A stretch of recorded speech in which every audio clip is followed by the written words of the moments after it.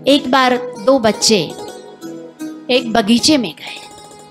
उन्होंने देखा कि एक गिरगिट जो था वो पौधे के ऊपर घूम रहा था। एक बच्चे ने जब उसको देखा तो उसका पीला रंग था, जब दूसरे ने देखा तो उसका लाल रंग था।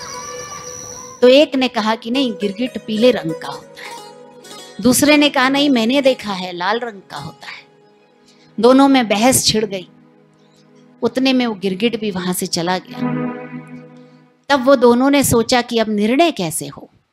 तो वो पहुंचे वहां के माली के पास। जब माली के पास पहुंचे तो उन्होंने माली से पूछा कि गिरगिट कैसे रंग का होता है।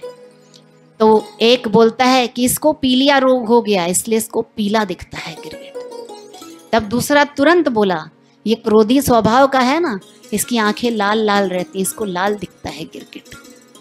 तब माली मुस्कुरा दिया और माली ने कहा कि तुम दोनों अपनी अपनी जगह सही हो, क्योंकि गिरगिट जो होता है वो अपना रंग बदलता रहता है। तो जब तुमने देखा होगा तो वो पीला था, और जब तुमने देखा होगा तो वो लाल था। तब दोनों की समस्या का, शंका का समाधान हुआ। उन्हें बड़ी शांति महसूस हुई। तो ठीक इसी प्रकार से हमारे जीवन में भी अनेक शंकाएं उठती रहती हैं, नित्य प्रति नवीन शंकाएं उठती रहती हैं, और उन शंकाओं का सही निवारण जो है वो केवल संत कर पाते हैं। तो इसलिए संत महात्मा जो हैं उनके लिए हमारे हृदय में पूर्ण आदर होना चाहिए। उनके एक एक वचन को हम हृदय में धारण करें। और इसीलिए कहा है कि गुरु बिन भवनिधि तरहि न कोई, जो बिरंची शंकर सम होई।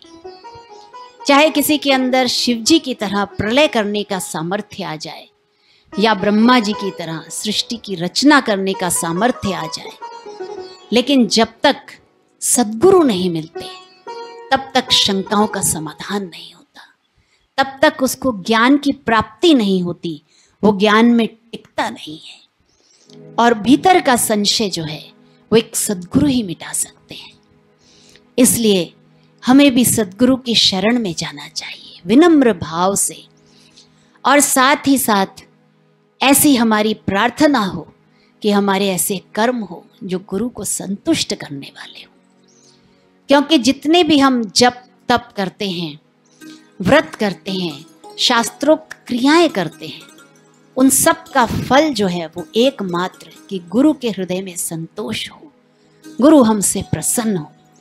नहीं तो उन सब को करने का कोई लाभ नहीं।